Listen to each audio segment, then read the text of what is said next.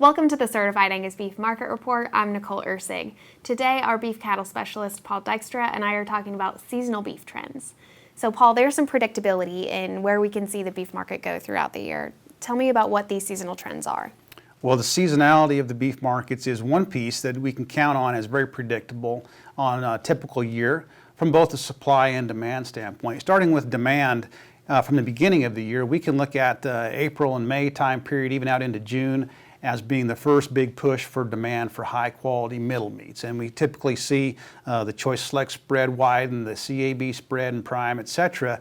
at that time because first of all, folks have been kind of pent up all winter and they're looking to go do some grilling. And they want a high quality product to do that. We get out there into the summer, into say the middle of July and even into August, kind of the dog days of summer, we don't see the demand for high quality beef nearly as much typically, just due to the fact that folks aren't wanting to grill as much and they're looking more for a hamburger and a hot dog that time of year.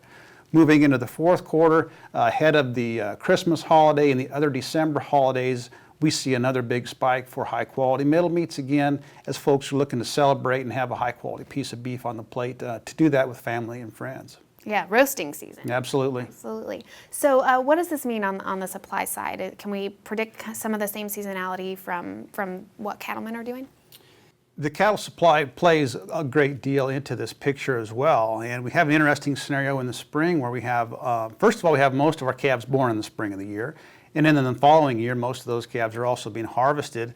But as the youngest of those calves are being harvested April, May, June, we see the quality grade slip quite a bit. And the lowest point of the year for percent choice and the percentage of CAB acceptance as well. So that kind of coincides with a low in supply at a period where demand is very good. So we see those quality spreads once again significantly higher.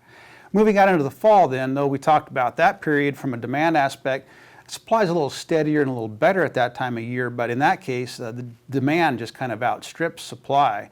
So it's really kind of based on what age the cattle are and how many days on feed they've had throughout the year, and that kind of ebbs and flows in terms of the quality grade and the CAB acceptance rate as well. So if I want to get rewarded, I really want to target that peak in the spring when grilling season is about to happen. That's where I'm going to be rewarded most for those high quality cattle. Typically that's the case. A lot of folks in the feed yard industry are targeting calves that will be harvested in April and May when that spread's significant.